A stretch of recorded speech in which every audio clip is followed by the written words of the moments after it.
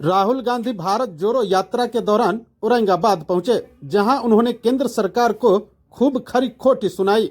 वहीं उन्होंने मीडिया पर सिर्फ बीजेपी का खबर चलाने का भी आरोप लगाया है। विदित हो कि भारत जोड़ो यात्रा के दौरान उन्होंने बिहार के औरंगाबाद पहुंचे, जहां उन्होंने एक रैली को भी संबोधन किया है। देखिए ये रिपोर्ट।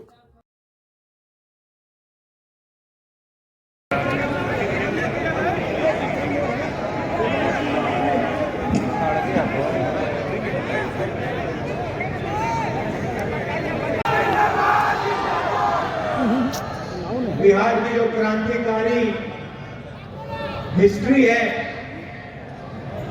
वो थोड़ा देखने को मिला। अब हमारी भारत जोड़ो न्याय यात्रा बिहार से निकलेगी, आपसे मिलने का मौका मिलेगा, आपसे बातचीत करने का मौका मिलेगा। ये हमने भारत जोड़ो यात्रा 1 साल पहले की, कन्याकुमारी से कश्मीर तक चले 4000 किलोमीटर, हर रोज 20, 25, 30 किलोमीटर चलते थे 6 बजे उठकर, और लाखों लोग हमारे साथ चले। समुद्र के तट से शुरू किया, हिमालय तक पहुंच गए, पूरा देश देखने को मिला। युवाओं से बात की, किसानों से, मजदूरों से 7-8 घंटे बात होती थी, अलग अलग लोगों से बात होती थी। यार और फिर शाम को 15-20 मिनट ऐसे हम अपनी बात रखते थे। लोगों ने हमसे पूछा 4000 किलोमीटर चलने की क्या जरूरत हुई। कहा कि देखिए राहुल जी, 4000 किलोमीटर शायद पहले कोई चला नहीं है, आपको जरूरत क्यों पड़ी। मैं कहता था देखिए पूरा का पूरा सिस्टम जो है, मीडिया का सिस्टम, हिंदुस्तान का सिस्टम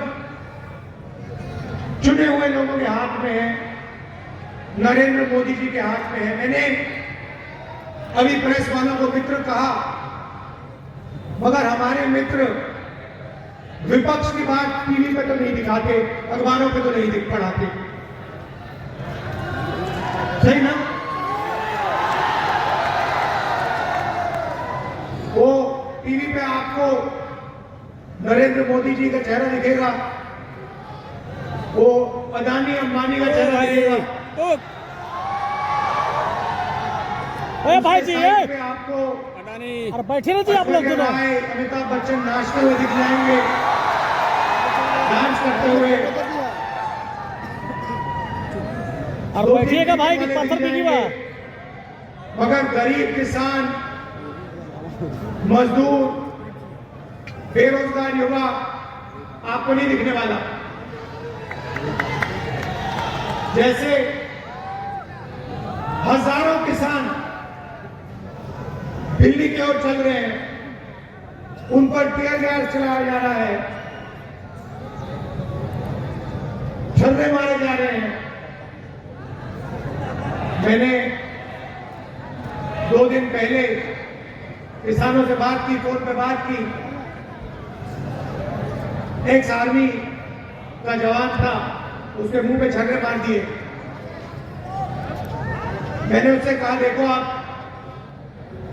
पहले देश के लिए लड़ रहे थे, जब आप सेना में थे तब आप देश के लिए लड़ रहे थे, मगर आप ये मत सोचो कि आप आज देश के लिए नहीं लड़ रहे हो। जो आपके छर्रे मुंह में लगे हैं, ये भी आप देशभक्ति का काम कर रहे थे, किसानों की लड़ाई लड़ रहे थे। 2-3 बार गले मिलेंगे तो वो टीवी पे देखने को मिलेगा। इससे 4000 किलोमीटर हम चले, क्योंकि हम डायरेक्ट जनता से बात कर रहे हैं। मतलब ये जो टेलीविजन वाले बिचौली हैं इनको हमने बरकरारी कर दिया है। भारत जोड़ो यात्रा पे हमने नारा दिया, नहीं हमने नहीं दिया, नारा भीड़ से निकला।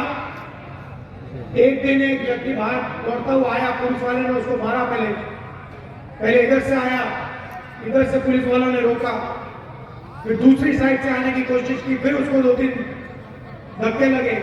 अंत में वो दौड़ता हुआ आता है मेरे सामने, ऐसे खड़ा होकर कहता है, राहुल जी मैं समझ गया, मैं जानता हूं आप क्या कर रहे हो।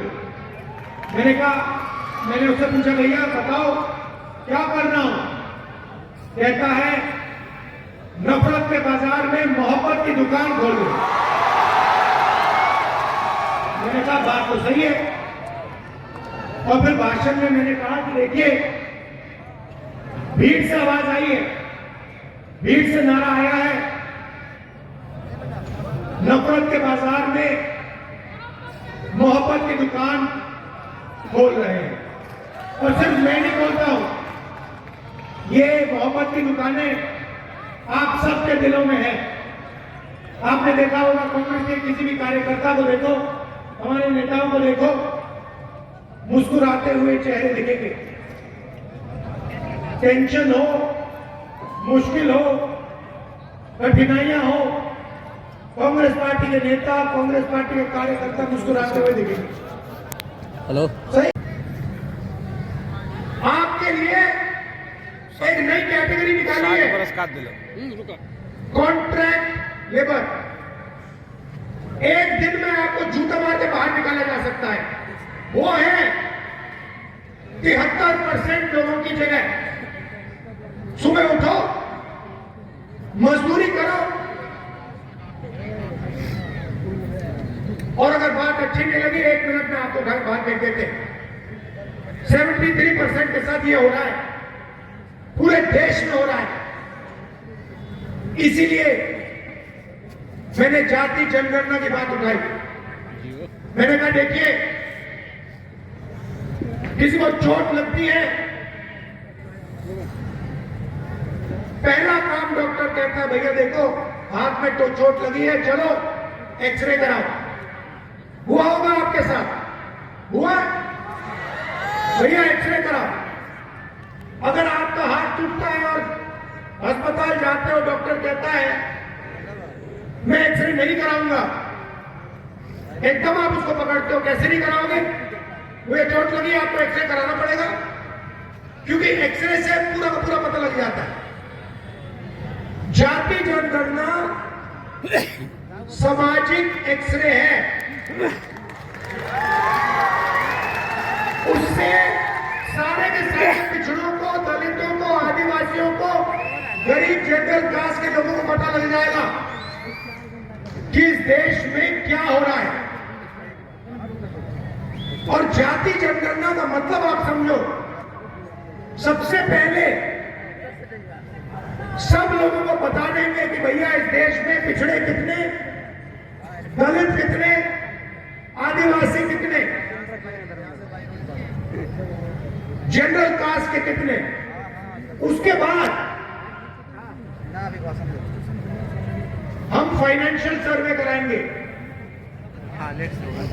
कितना धन किस वर्ग के हाथ में है।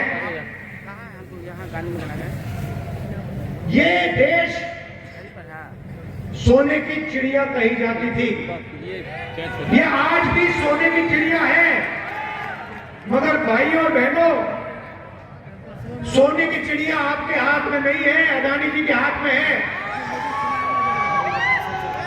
इसीलिए जाति जनगणना से सबको पता लग जाएगा कि पिछड़ों के पास कितना धन है, आदिवासियों के हाथ में कितना धन है, गरीब जनरल कास्ट के हाथ में कितना धन है। और ये 1% लोग, मोदी कौन चाहते, अरबपति लोग, पिछड़े ना, बड़े बड़े ब्यूरोक्रेट्स, इनके हाथ में कितना धन है। बराबर ही दूध का दूध, पानी का पानी हो जाएगा। बराबर ये भाइयों और बहनों क्रांतिकारी कदम है। आजादी जैसे हुई थी क्रांतिकारी कदम, सफेद क्रांति, हरी क्रांति, कंप्यूटर रेवोल्यूशन, बैंक नेशनलाइजेशन, वैसा ही एक क्रांतिकारी काम है। और मैं आपको बता रहा हूं, इसके बिना आप सब लोग भूखे मर जाओगे, कुछ नहीं बचेगा, ना रोजगार मिलेगा, ना आपके बच्चों के पास भविष्य होगा, क्योंकि 1% लोग पूरा का पूरा धन उठा के ले जाएंगे।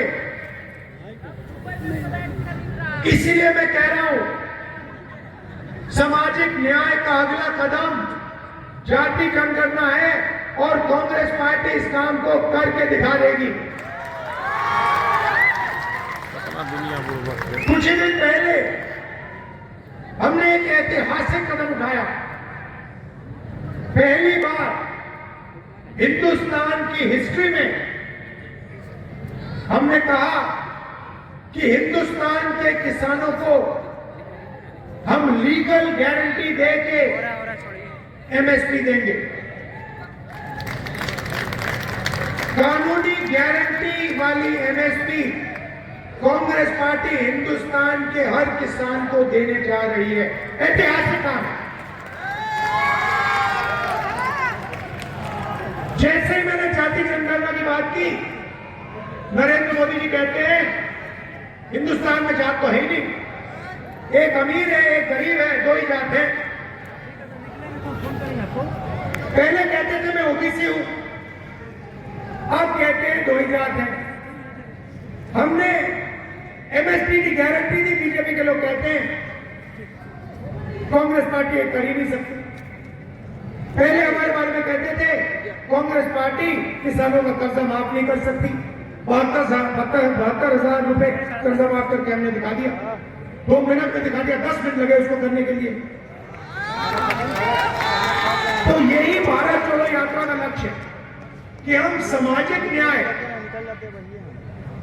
आर्थिक न्याय, इन चीजों की बात करें और इन चीजों की लड़ाई लड़ें। बीजेपी ने राम मंदिर का उद्घाटन किया, देखा आपने? मुझे बताओ, टीवी आप सबने देखा, आपने उद्घाटन में एक गरीब व्यक्ति का चेहरा देखा? अंबानी दिखे, अदानी दिखे, अमिताभ बच्चन दिखे, नरेंद्र मोदी दिखे, हिंदुस्तान के सारे अरबपति दिखे, किसान दिखा, मजदूर दिखा, बेरोजगार युवा दिखा, सब था। तो फिर बात समझिए, ये नरेंद्र मोदी जी जनता ना 2-3% के लिए काम करते हैं। ये पूरा ड्रामा जो चल रहा है आपके ध्यान को भटकाने का है। टीवी वाले मिले हुए हैं, मीडिया वाले मिले हुए हैं, अदानी, अंबानी, नरेंद्र मोदी, ये 10-15 लोगों की टीम है और इनका काम आपसे आपका जो जीएसटी का पैसा है वो छीनने का है, वो लेने का है और 24 घंटे आपके ध्यान को इधर उधर करने का। देखो भैया उधर